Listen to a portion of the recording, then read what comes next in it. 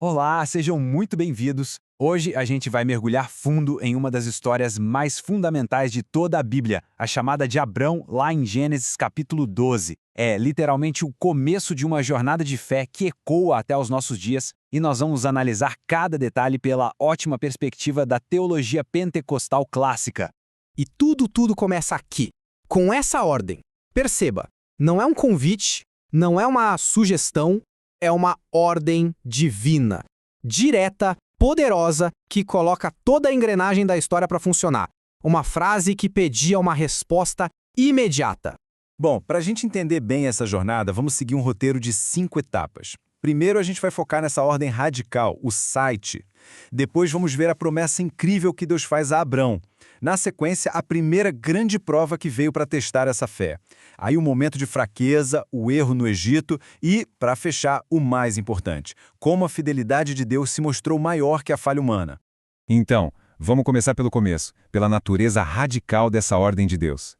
Essa palavra, site, ela é muito, mas muito mais profunda do que um simples mude-se de casa, sabe? Pensa bem no que isso significava na prática. Deixar a terra era abrir mão da sua cultura, da sua identidade. Deixar a parentela era romper com todo o clã, com a rede de proteção. E deixar a casa do pai era renunciar à herança, à segurança, a tudo. Era uma separação total em todos os níveis, em troca de uma promessa que ele ainda não podia ver. E aqui a gente chega num ponto central na nossa teologia. A bênção de Deus está diretamente amarrada à nossa disposição de obedecer. Fé não é só um sentimento, né? Ela se manifesta em atitudes concretas, mesmo que custem caro, mesmo que exijam renúncia. A obediência de Abrão foi a chave que abriu a porta da promessa.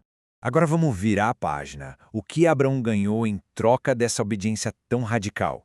Ele recebeu uma promessa simplesmente magnífica, que a gente pode dividir em 3 partes. Olha só o tamanho disso. Deus não prometeu só um lugar, uma terra. Ele prometeu transformar um homem de 75 anos, casado com uma mulher estéril, numa grande nação. E mais, muito mais do que isso. Prometeu que essa bênção iria transbordar, iria além da família dele e alcançaria o mundo inteiro. E essa terceira parte da promessa, essa é a mais profunda de todas. Aqui já não era mais só sobre Abrão, era uma aliança messiânica.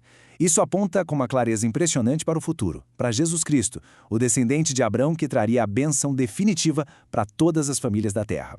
E a resposta de Abrão a tudo isso é notável.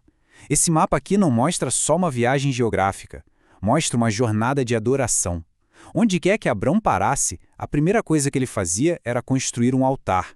Isso é um símbolo poderoso de uma vida centrada na adoração pública, no testemunho, declarando: este Deus é o soberano, mesmo nessa terra que ainda nem é minha. Mas a gente sabe que a jornada da fé nunca é uma linha reta e sem obstáculos, né? E a primeira grande prova de Abrão chega de um jeito bem duro. Uma fome terrível atinge exatamente a terra que Deus tinha acabado de prometer. E isso levanta uma pergunta que vale ouro para a gente hoje. Como é que a gente reage quando as circunstâncias parecem gritar ao contrário do que Deus prometeu? Quando a realidade que a gente vê parece negar a palavra que a gente ouviu? Essa é a essência do teste de fé de Abrão. E a resposta de Abrão, infelizmente, não foi construir outro altar. A decisão dele foi descer para o Egito. Uma escolha baseada no medo, na lógica humana e não numa direção clara de Deus. Olha só essa mudança drástica de comportamento. Quando Abrão andava pela fé, ele obedecia, construía altares, adorava em público. Agora, movido pelo medo, ele foge para o Egito, constrói uma mentira e esconde quem ele realmente é. O contraste é gritante, não é? A lógica do medo é bem clara, né? Ele olha para Sarai, reconhece a beleza dela e o medo da morte toma conta. Então ele bola um plano para se proteger. Só que essa meia-verdade, que na prática é uma mentira, coloca a esposa dele em risco e, pior, compromete a integridade da promessa de Deus, que dependia da linhagem pura de Sarai. Mas é exatamente aqui que a história tem uma virada espetacular. Vamos para o ponto mais importante de todos. Porque, apesar da falha de Abrão, apesar do medo e da mentira, Deus não rasga a aliança nem abandona o seu servo. Deus intervém, direto. Ele não fica esperando Abrão consertar a bagunça. Ele age. Ele envia praga sobre a casa do governante mais poderoso do mundo na época. Isso é uma demonstração de soberania absoluta. Deus estava protegendo o seu plano, a sua promessa, muito acima da falha humana ou de qualquer poder terreno. E a ironia aqui é enorme. O homem de fé, o amigo de Deus, tomando uma bronca de um rei pagão. Esse confronto mostra o tamanho do erro de Abrão, mas também destaca o poder da intervenção de Deus, que fez a verdade vir à tona de um jeito que ninguém podia negar.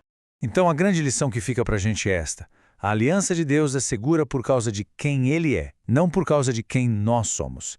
Ele continua fiel mesmo quando a gente vacila. A promessa não dependia da perfeição de Abrão, e sim da fidelidade de Deus. E a gente encerra com essa reflexão, que é um desafio para hoje.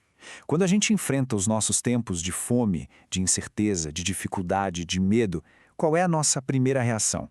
É construir um altar de adoração e confiança? Ou é descer para o Egito das nossas soluções humanas, do nosso medo? A resposta a essa pergunta define a nossa jornada de fé.